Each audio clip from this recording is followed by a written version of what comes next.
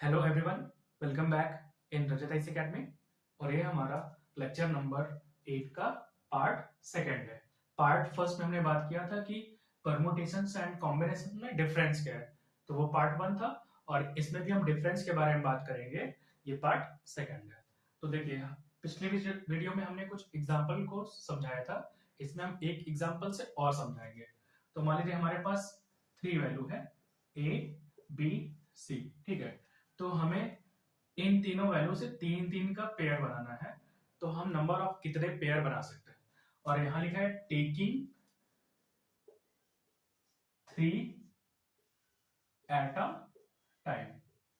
हमें क्या करना है, तीन तीन का पेयर बनाना है एबीसी से। तो सबसे पहले हम परमुटेशंस निकालेंगे, हम कितने क्रमचेक बना सकते हैं। क्या हो जाएगा, ए बी सी हो सकता है, ए सी बी हो सकता है, बी ए सी हो सकता है, बी सी ए हो सकता है। ऐसे ही सी ए बी हो सकता है और सी बी ए हो सकता है।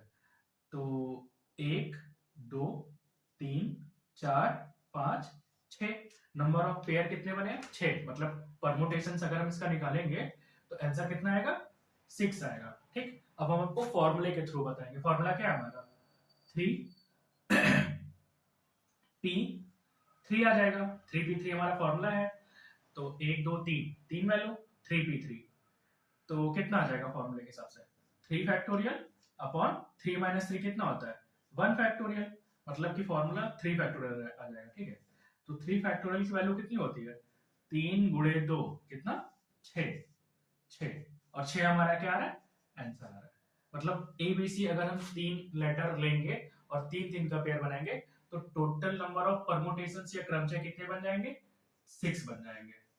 ठीक, अब हम बात करेंगे कॉम्बिनेशंस की, मतलब संचय की।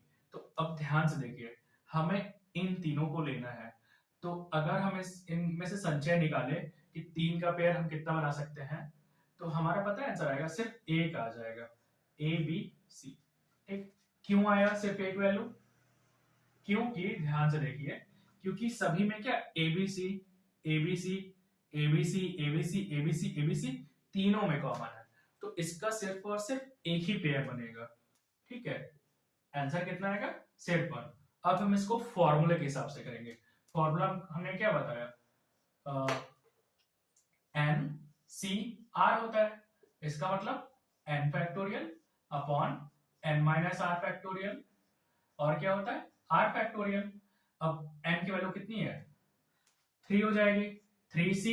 और कितने पेयर बनाने हैं, कितनी, टेकिंग 3 एट अ टाइम। एक समय में हमको तीन वैल्यू लेना है, तो यहाँ कितना हो जाएगा, 3 हो जाएगा। इसकी वैल्यू क्या हो जाएगी, 3 फैक्टोरियल अपॉन आर की वैल्यू क्या है, 3 factorial multiply n minus r कितना हो जाएगा, 3 माइनस 3, 3 माइनस 3 फैक्टोरियल। तो सॉल्व करने में कितना आएगा, 3 फैक्टोरियल को हम क्या ले सकते हैं, 3 गुणे 2 गुणे 1, नीचे कितना है, 3 फैक्टोरियल। ये भी 3 इंटू 2 इंटू 1, और 3 माइनस 3 कितना हो जाएगा, 0 फैक्टोरियल। और 0 फैक्टोरियल का वैल्यू कितना होता है, 1 होता है। यहाँ 1 कर दीजिए, तो देखिए सारी वैल्यू कट जाएगी। जब सब वैल्यू कट जाएगी तो आंसर हमारा कितना आएगा, 1 आया। तो यहां भी हमने क्या निकाला था, 1 निकाला था। ठीक है, फिर से देखिए, हमने परमुटेशंस में क्या किया है कि हम नंबर ऑफ क्रम कितने बना सकते हैं, कितने इसमें पेयर बना सकते हैं। लेकिन जब हम कॉम्बिनेशंस इसी वैल्यू का निकालेंगे ना, तो देखिए सब में एबीसी कॉमन है, ए बी सी, बी ए सी, मतलब एबीसी एबीसी एबीसी सब में मिल जाएगा। तो हम इसमें से जब छाटेंगे तो हमारे पास सिर्फ सिर्फ एक ही पेयर बनेगा, वो कौन सा, ए बी सी, क्योंकि सभी में एबीसी कॉमन है ना।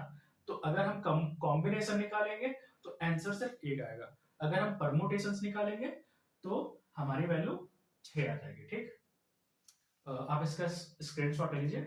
Thanks for watching, have a nice day.